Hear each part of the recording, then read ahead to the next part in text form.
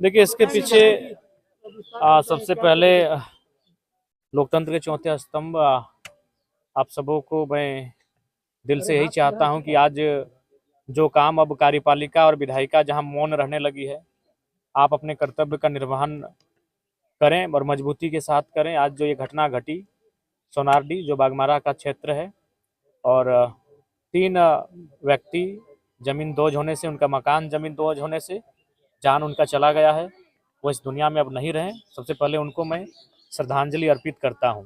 लेकिन सवाल ये है, अगर ये प्राकृतिक घटना होती या फिर अगर कोई दुर्घटना होती, सड़क दुर्घटना होती या फिर कोई अन्य कारण होता, लेकिन ये एक खनन दुर्घटना है हम कह सकते हैं। हालांकि डायरेक्ट खनन नहीं है, लेकिन वो खनन के कारण ही है। और ये कहीं ना कहीं बीसीसीएल की, जिला प्रशासन की चूक है। वह ऐसे गतिविधि जहां अवैध रूप से संचालित हो रहे हैं, जहां कहीं विस्थापित नहीं किया गया है, ऐसे बहुत सारे मामले सामने आ रहे हैं जो मूल कारण है। और लगातार कई घर, कई जगह पर श्रमिक कार्य के दौरान या फिर हैवी ब्लास्टिंग के सटे हुए गांव, घर लगातार जमींदोज होने का कार्य हो रहे हैं, जो कि मुझे लगता है कि लोकतंत्र की व्यवस्था को, लोकतंत्र की मर्यादा को शर्मसार कर रहा है। कि महज एक 3 जान नहीं गई, बल्कि एक सवाल खड़ा करके गई कि इस देश में आम व्यक्ति होना गुनाह है क्या?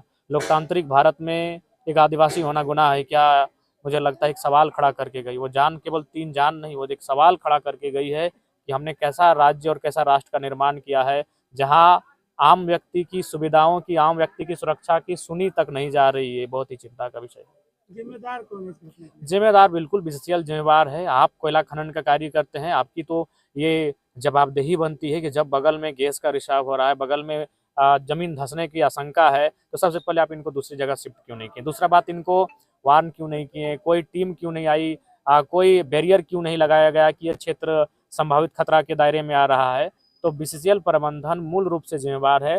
दूसरी बात, मुझे जैसा आशंका है कि यहाँ अवैध खनन का कार्य किया जा रहा है, और अगर अवैध खनन का कार्य जो होता है उसमें मानवता लगभग खत्म हो जाती है। उस कार्य को अनुमन मुनाफा के तौर पर ही लोग देखते हैं, और मुनाफा और मानवता में आज मानवता हार रही है, मुनाफा जीत रही है।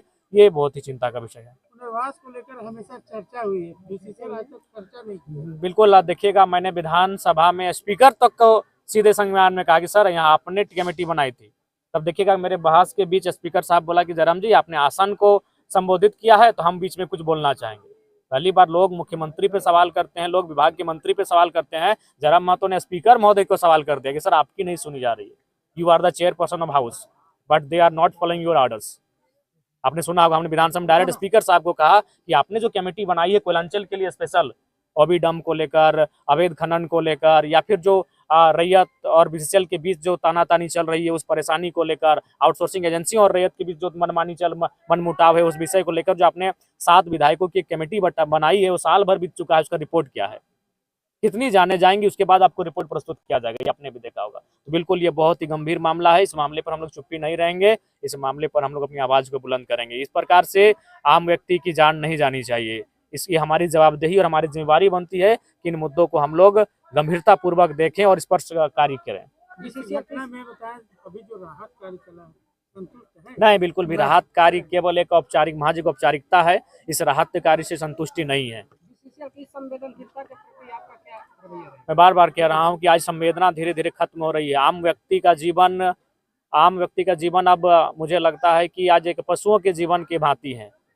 आम व्यक्ति का जीवन का कोई मूल्य नहीं रह गया। इस पूंजी की ताकत ने, इस पूंजीवादी भारत ने जो हम कदम रखने जा रहे हैं धीरे धीरे, उसमें आम व्यक्ति के जीवन का कोई मूल्य नहीं रहा। उसी का एक जीता जागता प्रमाण है यह घटना, उसी का जीता जागता प्रमाण है। आपके द्वारा क्या कदम उठाए? हमारे द्वारा निसंदेह इस बात को लेकर अभी हम लोग माननीय मुख्यमंत्री जी से हम इस विषय पर बात करेंगे, उनसे लिखित बातचीत करेंगे, चूंकि अभी वो असम के दौरे पर है, और साथ ही संबंधित जो विभाग होता है वहाँ भी हम बातचीत करेंगे।